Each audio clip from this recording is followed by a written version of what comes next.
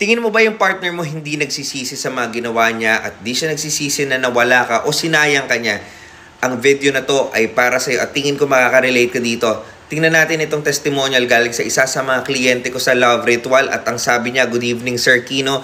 Sorry to chat you this late. Update lang po kita, sir. After nung Saturday na nag-update ako sa inyo, now lang po siya nag-chat ulit sa akin.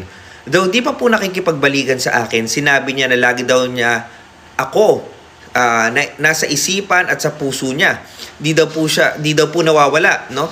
Nabanggit din daw po niya na nasasaktan daw po siya sa tuwing naiisip niya ako dahil sinayang daw siya. At iba daw po ang pain na nararamdaman niya kasi pain of regret, ibig sabihin talaga may pagsisisi, no? Miss na daw niya ako ng sobra. Nag-reply naman ako sa kanya casually. Yun lang po, Sir Kino, gusto ko lang po kitang i-update tungkol sa amin and thank you po, Sir Kino. I'm looking forward na sana maging okay na po kami. Ingat po kayo and God bless always. Sabi ko, ganyan talaga ang nag-aantay sa ritualan, magsisisi talaga yung mga ginagawa na clients. So, ano po pwede natin gawin para magsisi naman itong isang tao? So, again, tulad nung ginawa ko kanina, kuha kayo ng isang pirasong needle. Tapos, bulong nyo itong mga salitang ito.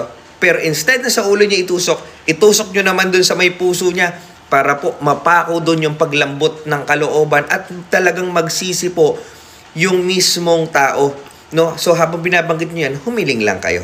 Okay? Kung gusto niyo magpagawa ng mga ritual katulad dito, ay PM niyo ako, Francis Chris Valencia. Ingat po kayo palagi.